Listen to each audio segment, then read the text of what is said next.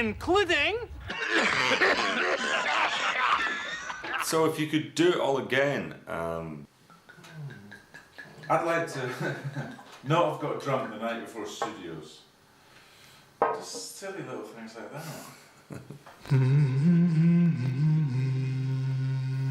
Yeah, I think we were all very excited to be doing the first series, and so much so that we spent an awful lot of time just getting drunk and celebrating the fact. I had never touched alcohol until I met you. I went through university, wherever I was, drunk in the bar, not drinking, working away. I was a SWAT. I met you lot, and now look what happened to me. We'd rehearse during the week out in some church up in Euston, and come down on the Wednesday night or something to look at the sets. And it's all been built, and it's all just absolutely extraordinary in Studio 1 at LWT. So then we were so excited we'd have to have a good drink. And then the Thursday we'd come in and do pre-record, and once you've got through that, of course, that was cause for a first day of rehearsal celebration, on the Monday. Then you would all get very drunk the night before the show.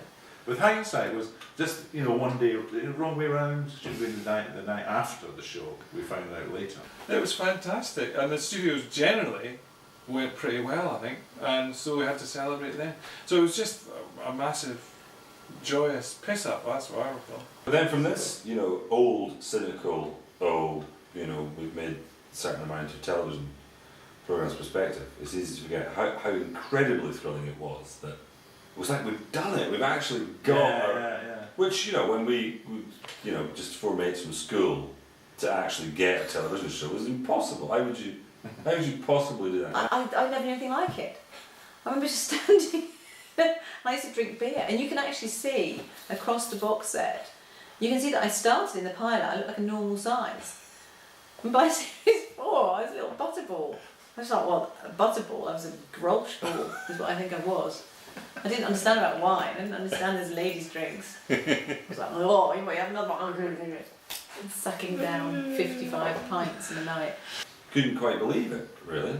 I think one of the best things ever written about Elaine Patterson, who used to write for Time Out, said that they always seem to have the thrill of escape about them. And I think that's what it was. We kept looking at each other going, we don't have to go to the office tomorrow. Okay, end of seminar.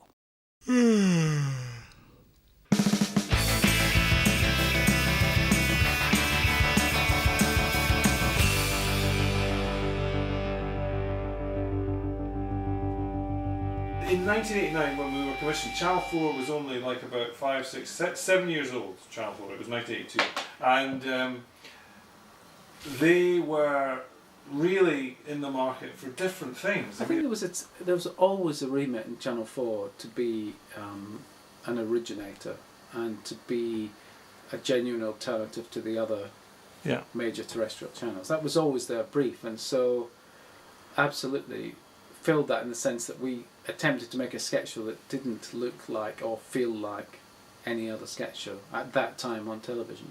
Not bad, eh? This is rather different. This is radical television. So, for example, the first series was 45 minutes long, which was extremely, each show, I don't mean the whole series, but each show was 45 minutes, which was very unusual for a sketch show in those days. Secondly, I think every show the titles were different, beginning, middle and end, all the way through the series. Theme tune was different every show. Which of course was an enormous amount of work for us, and only by doing it did we work out why people actually did it the same every week, because we thought, wow, it's great fun to be different. Sketches went on longer than they normally did.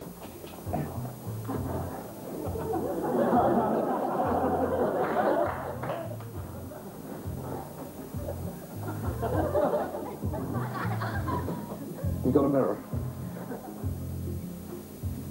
Oh yeah, it's really you.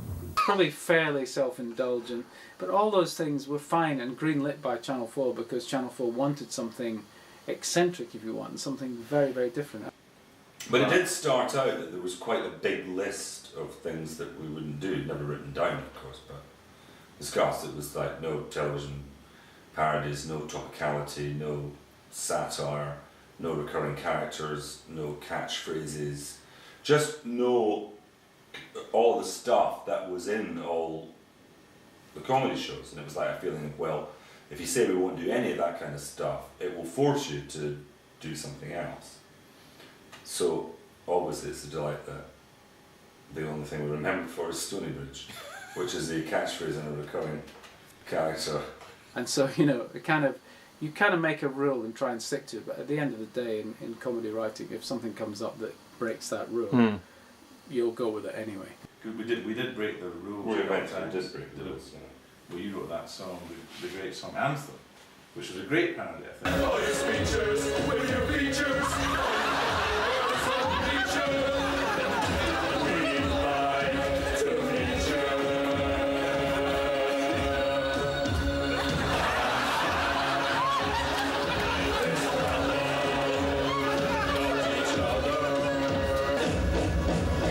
But I think you've got to have a kind of, certainly a sense of identity with the show. And once we'd done, well, you guys had done the stage show, which had a certain kind of interlinking theme in it. But our linking definitely came out of our stage shows. There's something that kills you about punchline, blackout, shuffling of chairs. You know, I hated it so much. So Mr. Hargreaves did it was linked entirely through and a stage show that led us to do it on television. And so when we came to the teleseries, we tried to have the thematic overview, some kind of overview, and very bravely we tried to have interlinking ideas so that one sketch would lead immediately into another sketch. Yeah. So Morwenna, as the little girl, would throw a spade out and it would appear in the next sketch caught by somebody else. It's true! And if you buy the timeshare for 100 years, you get this plastic spade absolutely free. But then it becomes a huge straitjacket in editing. Because ultimately when you're in the edit, you know, you're guessing, you're kind of trying to get the rhythm of the show to work. You don't know in advance which sketch will go well with the audience and which won't.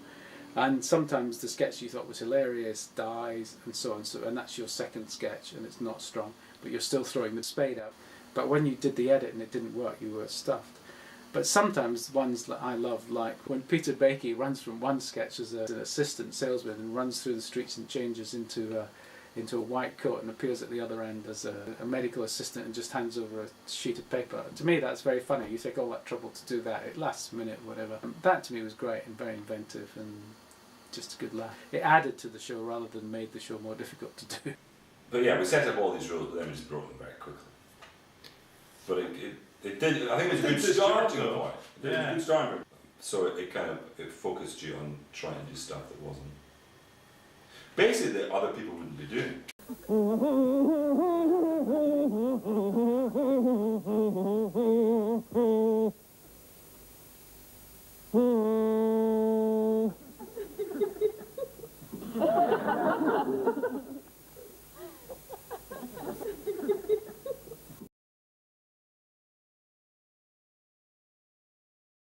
Occasionally we would put John in a sketch where he would supposedly play normal man.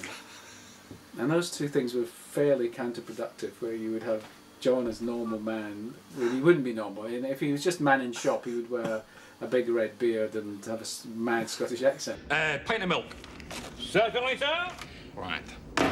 Which would completely unbalance the sketch, but John, being a performer, would want to perform rather than just be the feed. Basically what you're saying is scene stealing. Could we have a packet of wine gums for my fiancée, please? Certainly, sir. A charge I'd like to put to you of upstaging the entire cast. No, it's coming out. It's coming out there. You can't see it, and it's just as well. Well, Prime Minister, that's £2,500. What is? Well, that's what you owe me, madam. I put it to you. It was an attempt to steal the scene. There's no such thing as a small part. Only small-minded producers who tell you not to do it. Do you see what I'm saying? No, it is very wrong, and I realise that now. At the time, I mean, there was not much naughtiness intended.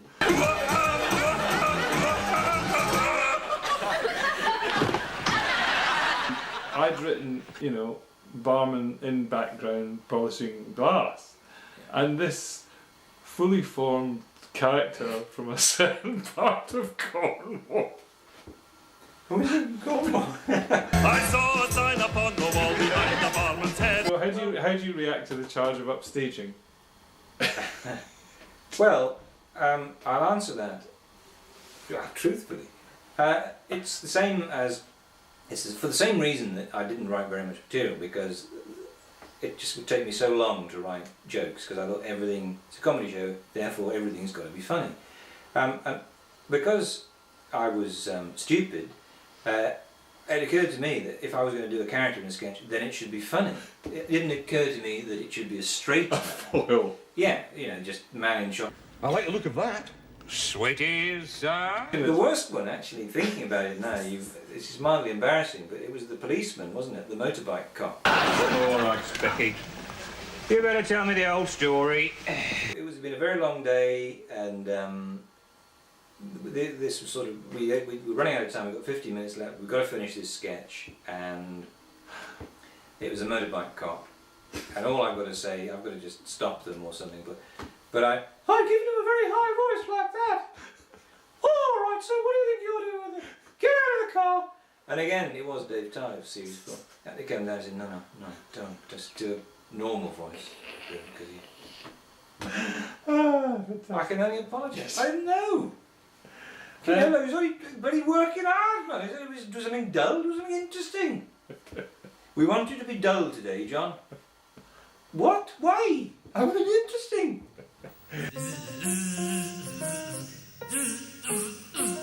The fly. Why there was a fly? It was a sort of gimmick, and I remember the fly got sent through the post, didn't it? For some reason, because it was television land, you had to send away to a fly wrangler's. And unfortunately, the first fly we got arrived in through the post was couriers, and we opened it up and it was dead. So we had to send away for another fly. Remember this time we got the wrangler to come with it.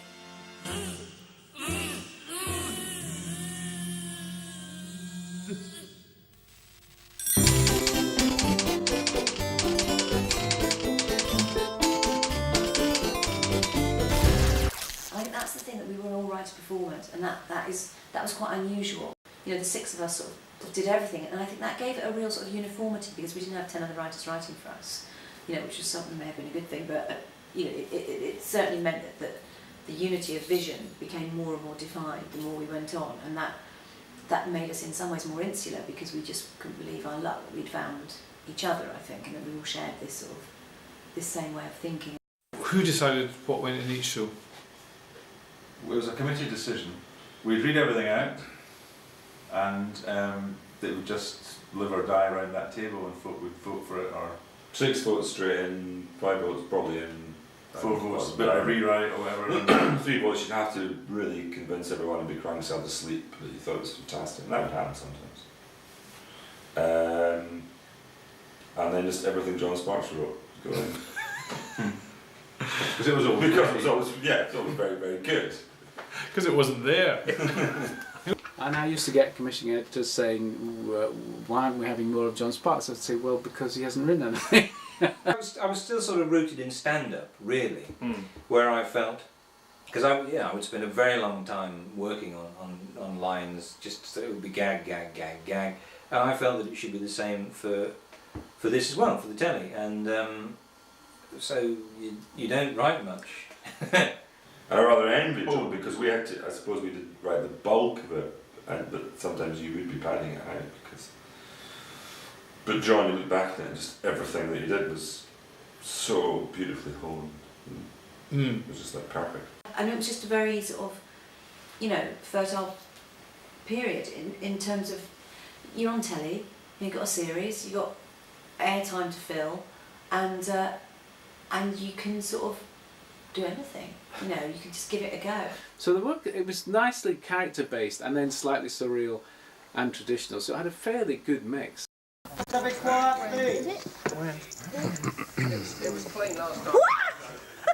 Come on, let's concentrate, please. Come on. Halfway there. didn't do it. Be professional, I'm sure. Bloody did, though. It was a daft, I wouldn't. Bloody Rolling and stable, here we go. Rolling and stable. 5, 4, 3, 2. Now, Mr. Secretary of FIFA. Sorry, can we start again? I put it to you that maybe you hadn't learnt your lines quite as well as some of the other people, and there were difficulties in the studio because you kind of made it up as you went along. Is that true? There's a certain element of me not quite being on top of my line. Now, moving on. There were times when sketches were improvised on set. I mean, John Doherty particularly was prone to this. Well, that was an experience of not doing television, really, and it's bizarre to think now that it could be that inexperienced, but I wasn't even really aware that, you know, all the camera guys were working from their shot sheets, you know. So they're going, well, that's in the script, and he'll say that, and I'm on that shot, and then I'll cut this guy. And so I treated it more like a live performance where you could just start improvising. John would sometimes do this for great comic effect and sometimes very successfully, but that meant quite often that technically it was very difficult to cut and to present and finally edit and put on air. So there were moments when we kind of had to kind of define the discipline of the television studio versus the ability to fly in flights of fantasy for comedy. Yes. I don't think it was particularly that I hadn't learned. He says. Sorry, can we start again?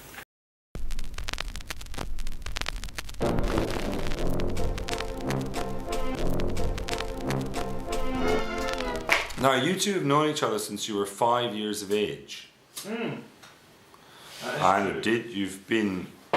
you were, you know, best men at each other's weddings, apart from Pete, who never got married, never found the right woman, maybe. Yeah.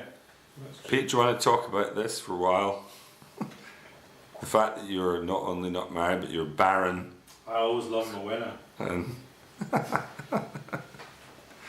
if you look at the Robin and Annabelle sketch, series 2, that's the truth. Oh, Robin, do you remember? Yes. Still talking.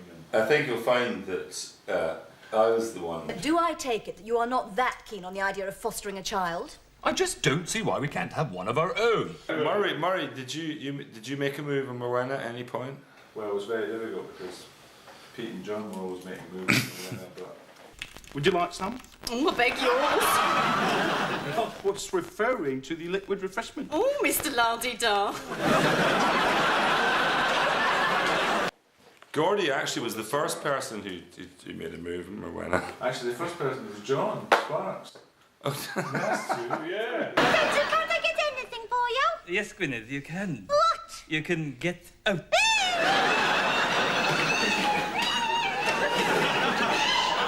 That's fantastic. I don't think... Did God make a move on that? And you gave me a lift home. That was what happened after that was obviously I assumed that you wanted to have sex with me. Is what I assumed. Sorry to laugh. No, Cackle. yeah, because obviously in those days I was, you know, I You was were a young alive, but I did was you a have a young man. tash? Did you have a moustache? I know. I got rid of it. But I tell you what you did, you smoked cigarillos. Bill Brown Anyway, cigarillos. so I took my pink Saab back to, and the trouble was as soon as on the way back the thought occurred to me, actually Morwenna's a lesbian, of course. She must be a lesbian because she's very, very funny and she's not married. Ready? Ready.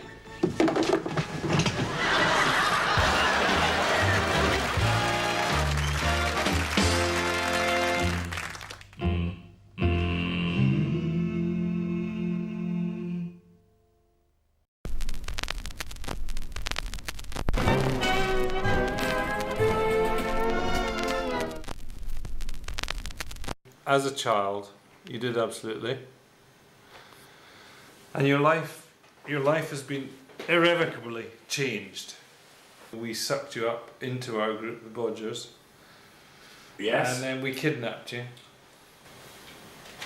Well, it's it's sliding doors, really, isn't it? It's, you know, I remember meeting you on my bicycle because I took a left turn in Edinburgh rather than a right turn. I bumped into you, and then you said, "Oh, we do this show in Harrison Gardens. You know, why don't you join?" So had I just, because I normally went straight on that road actually, and I did just take a left that day, so it was destiny that we ended up working together. Because I certainly would not have done what I would have been.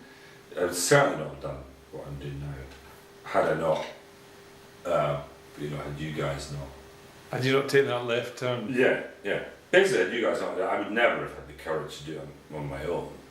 But I think that's the key to it. That's the key to it. It's the mob that gives you. And Murray certainly would have dropped out of being a lawyer had I not dropped out of university, and you know, so it's just all chance. Which is fantastic, isn't it? Yeah, although I'd be much wealthier as I remained a lawyer. And you wouldn't have had to go to I'm probably happier. And you wouldn't have had to I'd go to have married Henrietta and we'd had lots of little children. And now look at you. Exactly. Look at where he's living, everyone. In that box, right there.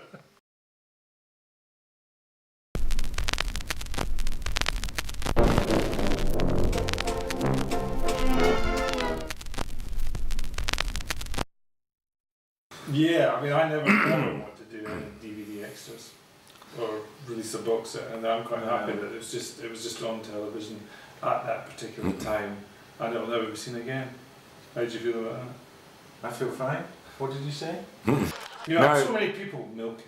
So many people do these DVD extra box sets, and they record and it's famous nonsense to say they like the show. I know, exactly, and they get the former cast in and talking. So what you're saying is that occasionally it can get just a little bit self-indulgent. Yeah, exactly. And at points, people watching it might go, really, why? Why did they keep this bit in? I know. Why are they drinking so much? Exactly. And then suddenly somebody decides to smoke. I know, it's terrible, isn't it? Did we get a free box set with that? I don't know.